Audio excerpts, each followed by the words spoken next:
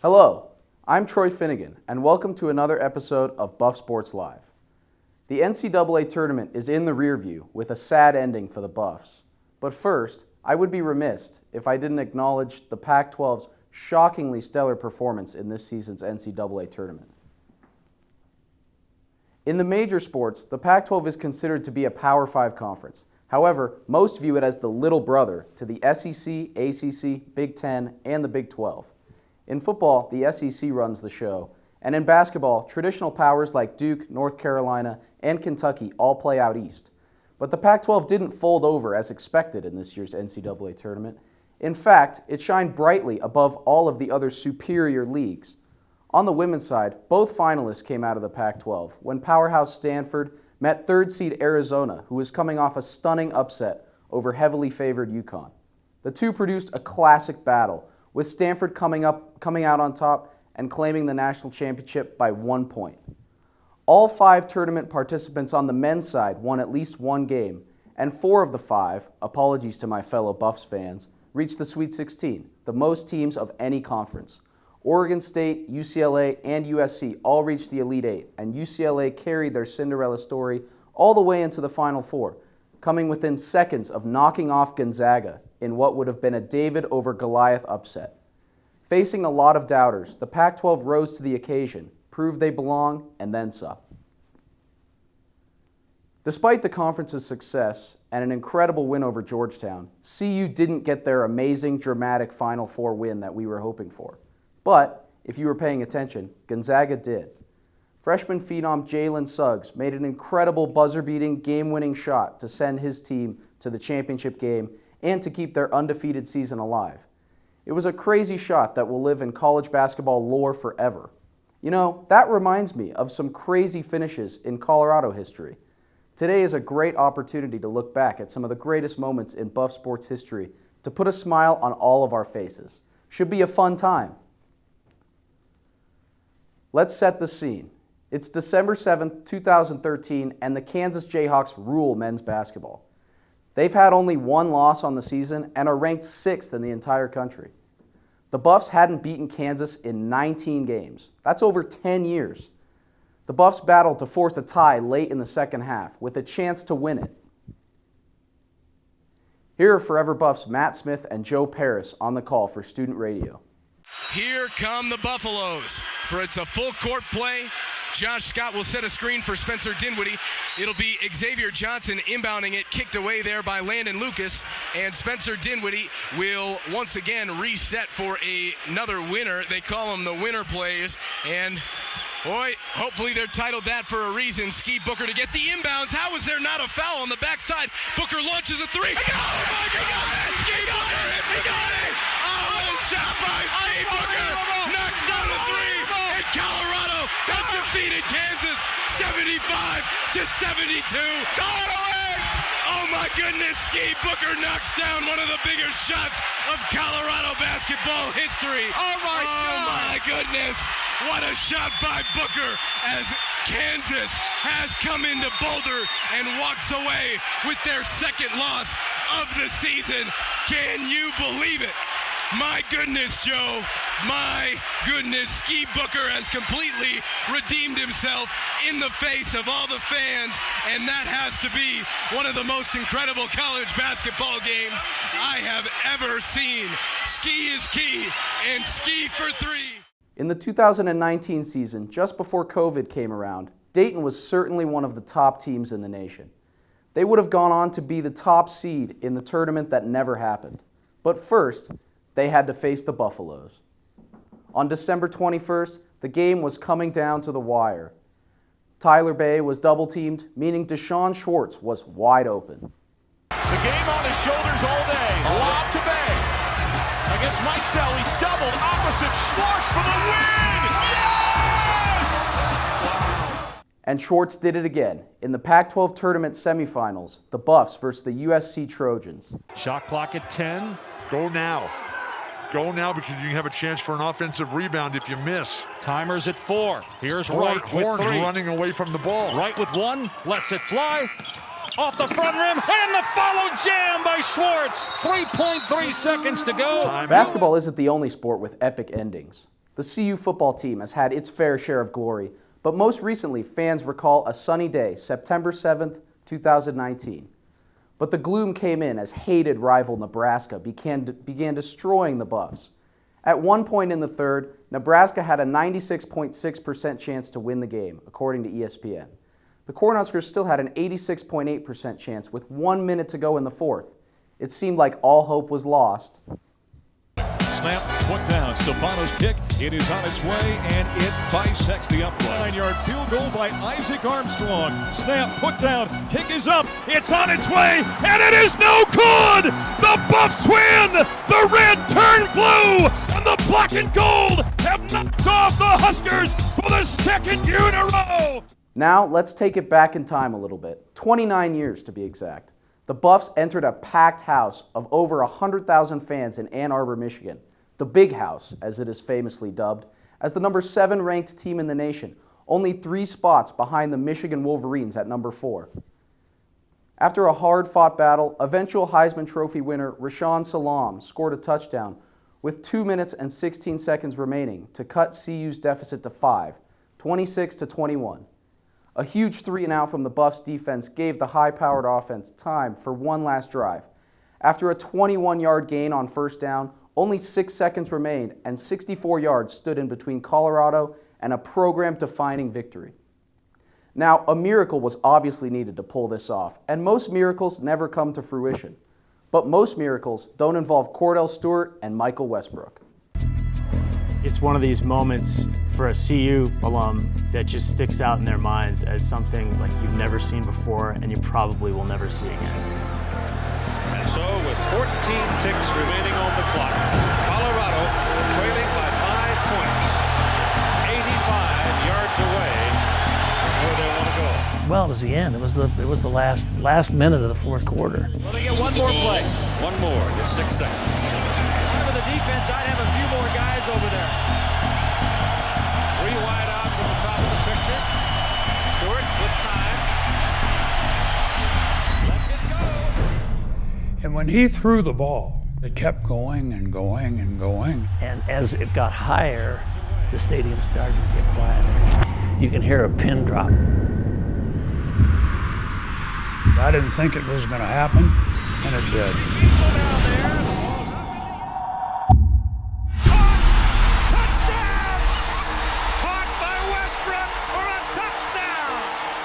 The crowd goes silent, except for about 2,000 CU fans that made the trip.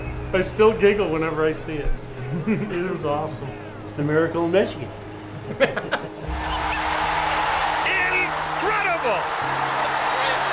It'll be hard to find a play that will be remembered more than this one. We head back to Boulder after the big game, and I'm taking a public speaking course. Coincidentally, that week, our assignment was to give a presentation on the greatest moment of our lives. Cordell Stewart's in that class.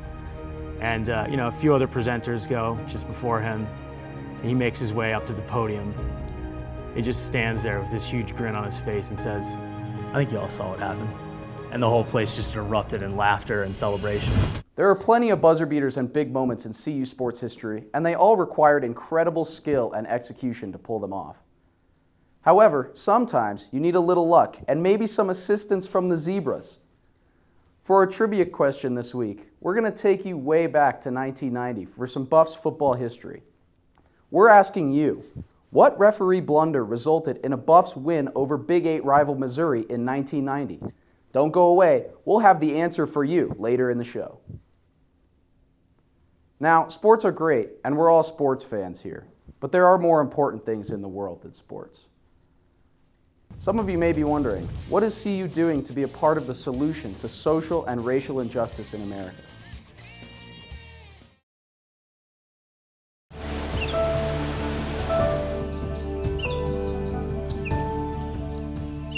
They were nervous and inexperienced, as new faces looking to achieve greatness. As the years went on, they grew confident in their abilities. Maybe. Yes, sir! Now they look to guide others in the same pursuit. There it is! Can you believe it? All are welcome to be featured on the biggest stage. Is it his time? Yes! We invite you to discover what you're capable of at Buff Sports Live.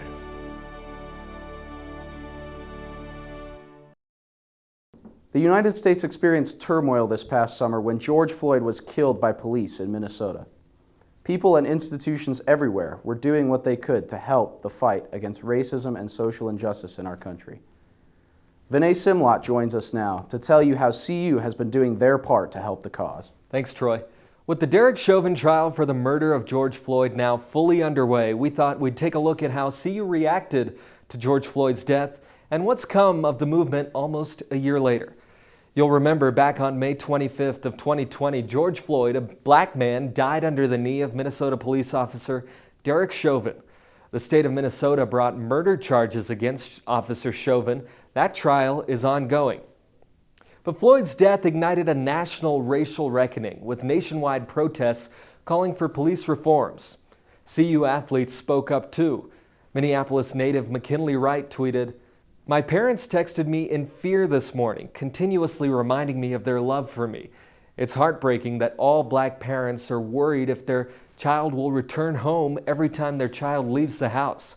Stay safe out there, Kings." CU women's basketball head coach J.R. Payne tweeted, "I'm just so heartbroken listening to my players talk about their fear of going for a run, their fear of walking into a store with a hoodie on, looking at my beautiful 4-year-old son and wondering how long until he's deemed a threat."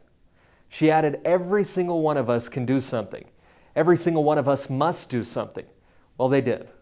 Football head coach Karl Dorrell said he had an emotional conversation with his team. As a minority and a black American coach, it's a struggle. It's a struggle that you've heard about for a lot of years. You've heard about it from your own parents and grandparents. You're disappointed in the lack of progress. That's what you're disappointed in. We haven't learned from the process, from the issues that we've had in our past. So it was an emotional team meeting. I was emotional. Our players were emotional. I think that, a lot of our white players had a lot of empathy, but they didn't know what to say. It's I can understand that part of it too. And so there was some, when we had good discussion on both sides of it, some of our black players and our white players. Men's basketball head coach Tad Boyle released a video pledging to listen and learn. I question anybody who saw the tape did not feel outrage. It's taken me a few days to comprehend what went on and why. I'm not sure I'll ever comprehend fully. What I do understand is that racism exists in the year 2020. As a 57-year-old white man, I do not know, nor do I pretend to know, what it is like to experience racism as a black man or woman in this country. However, as our players return to campus in the coming days, weeks, and months, I look forward to reconnecting with them and sharing conversations with them, as I know they are experiencing a wide range of emotions, as we all are. Racism can be beat, one team, one relationship at a time. Go Buffs. And CU Athletic Director Rick George tweeted that the athletic department stands against hate and violence. Then, on June 4th, football wide receiver KD Nixon organized the Buffs March. He tweeted to Buffs fans asking for them to join him in marching against racism and for social justice. Over the summer, Rick George created a task force with athletes from all 17 sports to work through issues of racism in the athletic department. And then in September, CU joined the Pac-12's social justice and anti-racism and voting initiatives, encouraging athletes to make their voice heard. And finally, in January, the athletic department held their 4th annual Diversity and Inclusion Summit, with Rick George leading a conversation about increasing diversity in athletics. There, he promised to hire a new associate athletic director for diversity, equity, and inclusion. Well, earlier this week, Colorado Athletics named their newest associate athletic director for, you guessed it, diversity, equity, and inclusion, DeJuan Baker. Baker was at Nebraska for 2 years before accepting this job, where he led a diversity engagement team. Associate A.D. Baker says his passion for diversity and inclusion came from another death of a black man at the hands of police. That was Michael Brown, who was shot in 2014. The deaths of Michael Brown, George Floyd, and so many others are having a ripple effects in CU's athletic department and all around the world. Troy, back to you. Thanks, Vinay. Certainly some great steps taken by the university. What's going on in Buff sports this weekend? And what in the world could the refs have done to help the Buffs in that Missouri game? Don't go away. You'll find out when we come back. And we'll be right back on Buff Sports Live. 3, 2, 1, we're clear. Hey Rach, have you heard about the Buff Sports Live desk troll? There's no such thing, Jake. Oh my God. In 1992, he bit an anchor's foot clean off during the show. No way. She mispronounced a name. We're back on Buff Sports Live. Unbelievable women's basketball game last night. Wendy B. Kennard was amazeballs. Hello, my name is Gus Osborne. Welcome to the hottest, fastest show in the U.S. First up, today we got track and field participating in the Rayford Johnson Jackie Joyner Kersey Invitational. And they're hosting the CU Invitational here in Boulder. Also today, tennis will be soaking up the sun when they take on the Arizona Wildcats in Tucson at 2:30 p.m. And soccer has to a full slate of CU action today as they take aim at the Arizona Wildcats at home at 2:30 p.m. And finally for today, lacrosse will try and lasso in the UC Davis Aggies today at 3 p.m. Their matchup against Stanford was canceled tonight because of COVID-19 related issues and contact tracing within the Stanford program. That's all for Rapid Fire this week. Back to you, Troy. And now we're back with the answer to our trivia question. We asked you, what referee blunder allowed the Buffs to pull off an improbable victory against Missouri in 1990? Well, the officials accidentally gave the Buffs a 5th down on their final drive when Missouri should have gotten the ball back. After a mental error by quarterback Charles Johnson to spike the ball on 4th down, nobody noticed that the Buffs had essentially given up the ball and their shot at winning the game. Johnson rallied the troops and ran in for the game-winning touchdown on the extra down. The Buffs used the momentum from this to win their final 7 games in conference play, capping it off with an Orange Bowl victory over Notre Dame and their first and only national championship. Should we have won that fateful game against Missouri? Maybe, maybe not. But a win is a win, and I will never complain about a win. For our tweet of the week, we're switching from the gridiron to a different type of grass. Whoa, whoa, whoa! This is a family show. I'm obviously talking about health and CU Athletics' new partnership with Synchronicity, a full-spectrum hemp oil, a local company focused on helping customers achieve balanced wellness. As a part of the new deal, Synchronicity will get advertisements at both Folsom Field and the Coors Events Center, along with ad placement on the CU radio station. I think this is great, because can anybody think of a better combination than college sports and cannabis? Because I sure can't. All joking aside, I want to thank you for joining me for another episode of Buff Sports Live. I certainly enjoyed reminiscing on some of the legendary moments in Buff Sports history, just as much as you did. And hey, maybe while you're relaxing and enjoying the Masters, or whatever your weekend may entail, maybe you want to try out Synchronicity. If the Buffs love it, maybe you will too. Thanks for tuning in, and we'll see you next week.